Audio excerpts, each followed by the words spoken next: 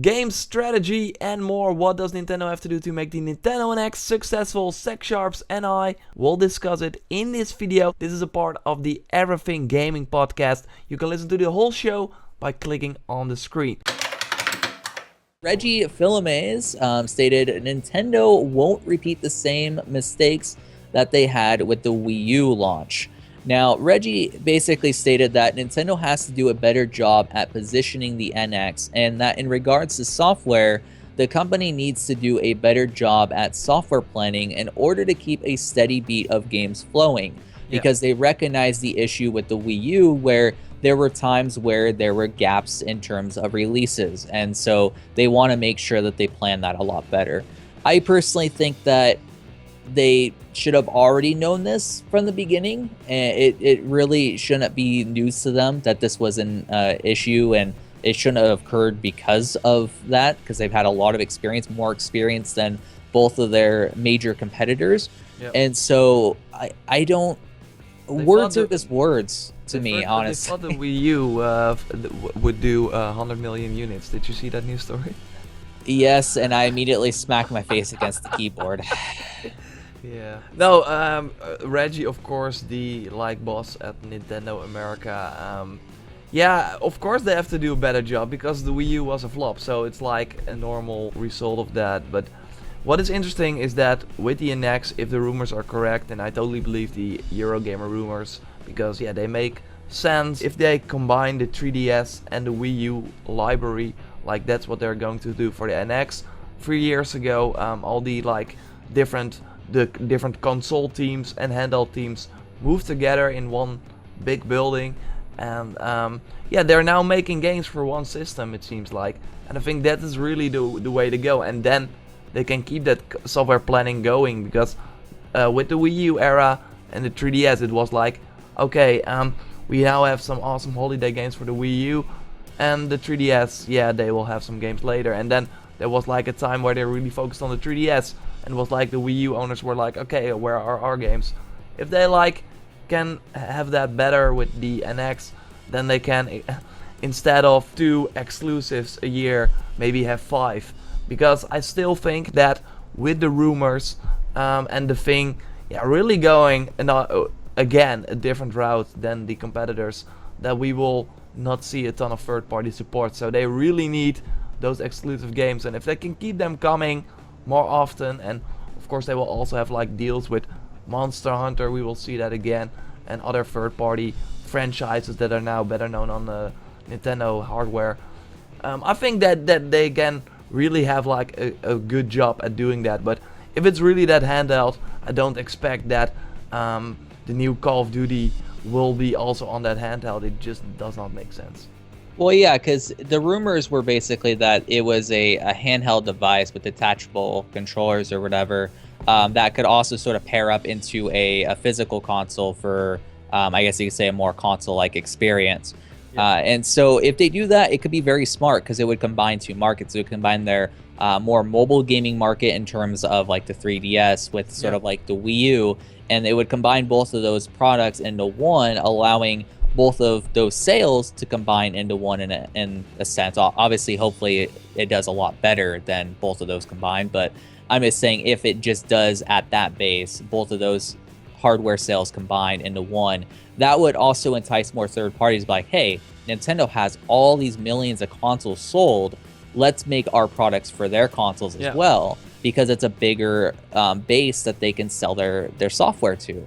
So it's a really genius strategy in a sense to combine the mobile gaming aspect, more handheld aspect, with the actual console. That way, the consumers, as long as it's priced right, will be able to get 2 different experiences, one more portable, one more on the couch, traditional, in this one product that they just go in the store and buy for their kid or just for themselves. So it's really smart. I think that Nintendo should have learned from their mistakes. I really hope they don't repeat the same mistakes that they did with the Wii U, because I've been saying for a while I want to own a Nintendo product again, but I am very, very, very adamant of only supporting developers when they do good. That way they see the dollars roll in. They're like, hey, we need to keep doing this good thing, instead of giving it, even when they do bad things, and they just like, well, we're just gonna do whatever the hell we want anyhow. So that's sort of where I sit. I really hope that they do good with this though, because I want the NX to succeed and flourish. Yeah. 'Cause more competition is good for the entire industry. So That's absolutely right, and yeah, a good Nintendo is good for gaming. I mean, we saw that, of course.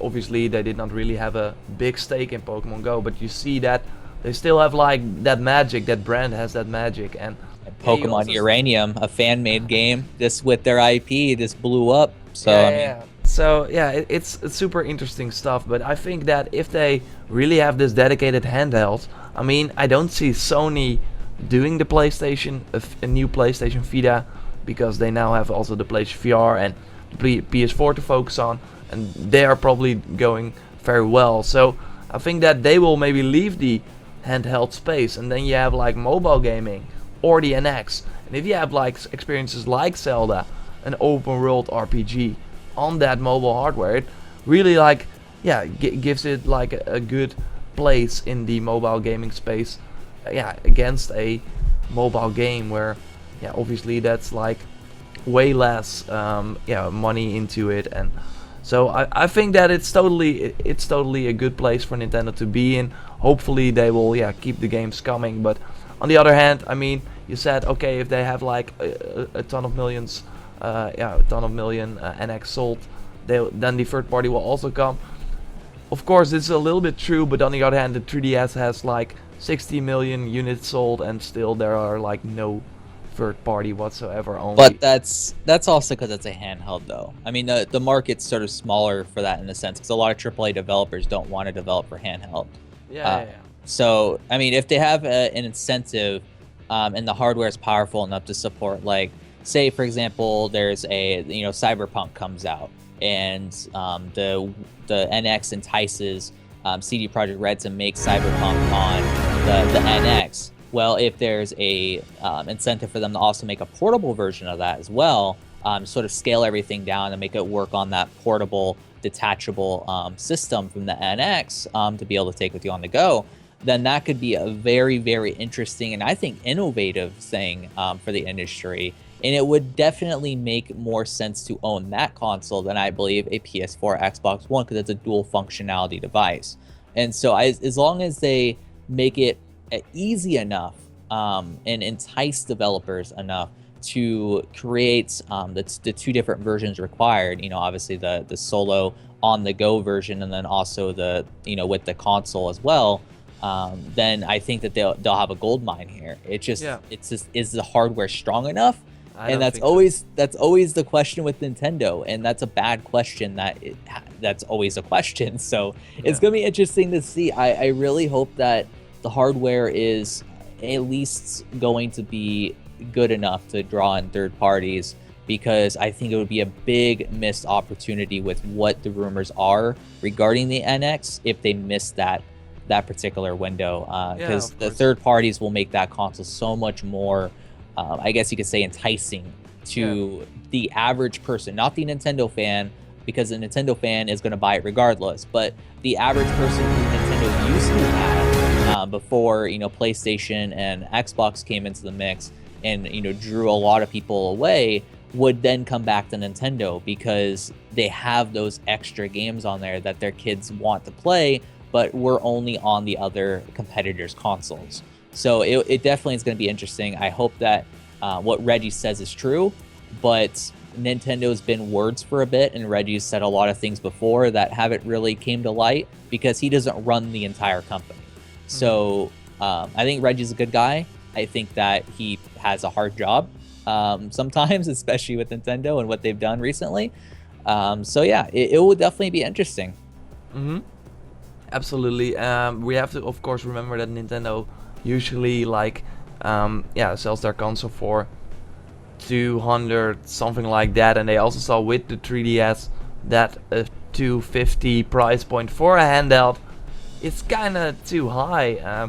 Maybe because it's also a console, people will maybe are willing to spend that. But yeah, I think Cyberpunk will be like that game will never come to NX. I think that will really games like that, Jordan. Yeah.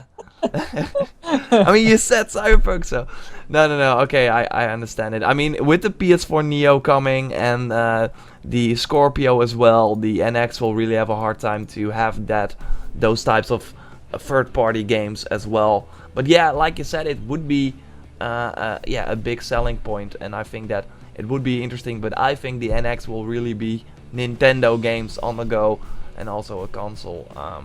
And maybe if someone can do like that console experience on the go, it would be Sony, I think. But then the Vita would be $600 or something like that, and I don't see them doing that. Hope you liked this NX discussion. If you did, please like the video, subscribe for more gaming content, and of course check out the Everything Gaming podcast that will air every Monday. This was just a little snippet from that.